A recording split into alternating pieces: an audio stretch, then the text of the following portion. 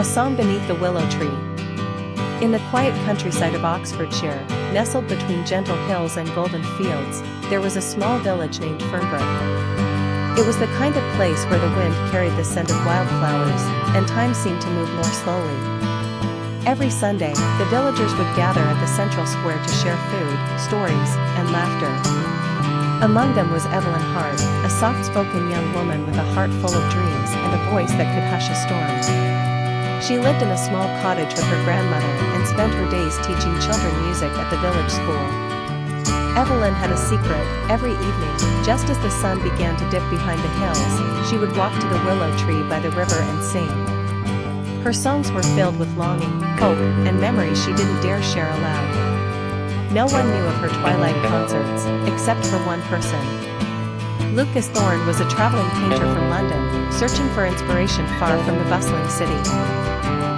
One day, while wandering with his sketchbook, he stumbled upon Fernbrook and decided to stay for a while. He rented a room above the village bakery, spending his days painting the countryside and his evenings wandering with his easel. One evening, Lucas heard the sound of Evelyn's voice carried on the breeze. Enchanted, he followed the melody to the riverbank and saw her beneath the willow, eyes closed, lost in her song.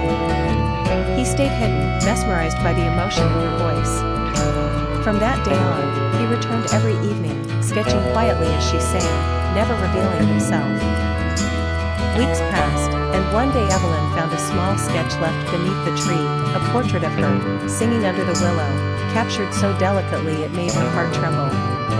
She didn't know who had drawn it, but it felt like a piece of her soul had been understood by someone she'd never met. Curious and hopeful, she continued singing, leaving behind a pressed flower in return.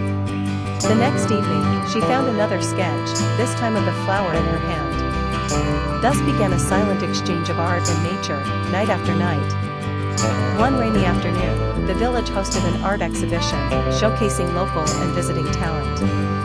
Evelyn wandered through the crowd and froze before a series of paintings. Each one was of the willow tree, the river, and a mysterious woman whose face looked remarkably like her own. "Do you like them?" a voice asked behind her. She turned and met Lucas's eyes for the first time.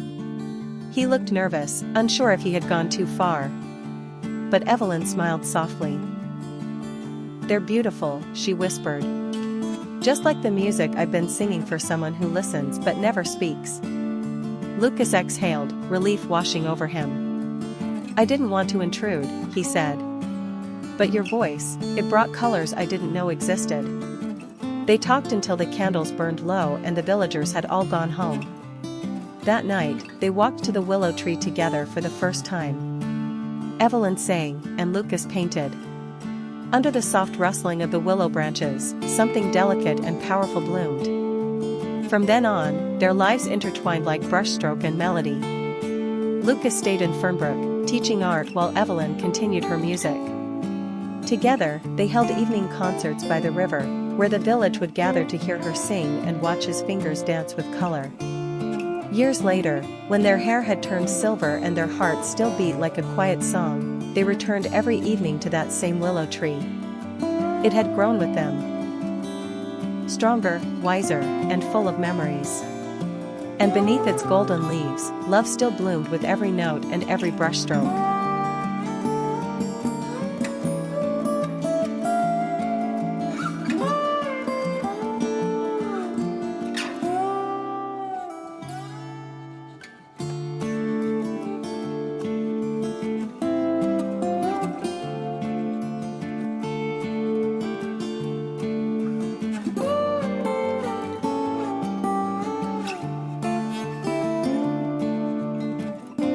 Where the river meets the sky.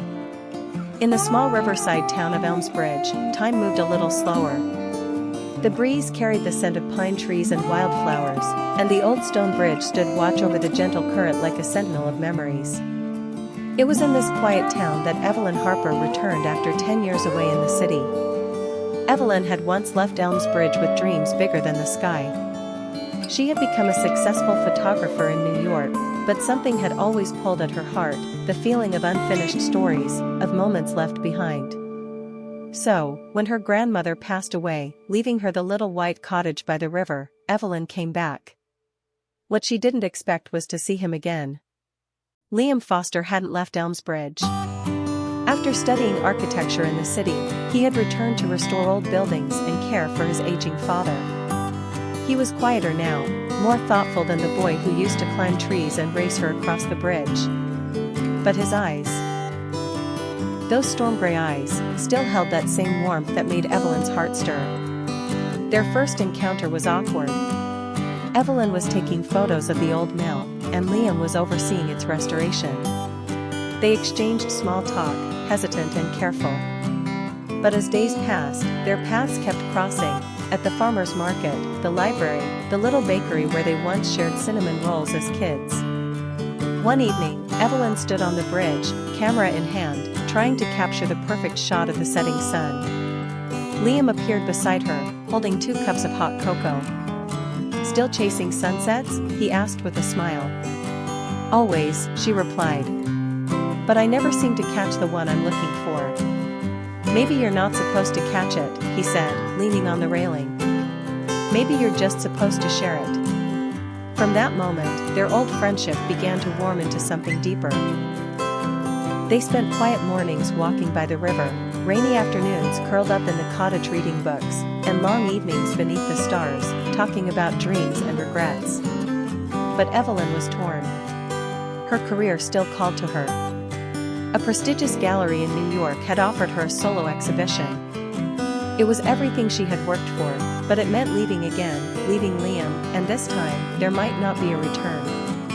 On her last night in Elmsbridge before returning to New York, Liam took her to the stone bridge, just as the stars began to appear. "I never stopped loving you," he said softly. "Even after all these years." Evelyn's heart ached. "I don't want to lose everything I built," she whispered. "You won't," Liam said. "But maybe love doesn't have to come at the cost of your dreams. Maybe it's part of them." She left the next morning with a heavy heart. Months passed. Her exhibition was a success. Her photos of Elmsbridge, the bridge, the river, the sunsets, captivated people. But nothing compared to the ache she felt when she thought of Liam. On the opening night of her show, Evelyn looked across the gallery and froze. There, standing beneath a photograph titled "Where the River Meets the Sky," was Liam. "I came to see what you were chasing," he said. She smiled, tears in her eyes. "I stopped chasing. I found it." They returned to Elmsbridge together. Evelyn opened a small studio by the river. Liam restored the lighthouse on the cliff nearby. And every evening, they stood hand in hand on the stone bridge, where the river met the sky, and where love had never really left.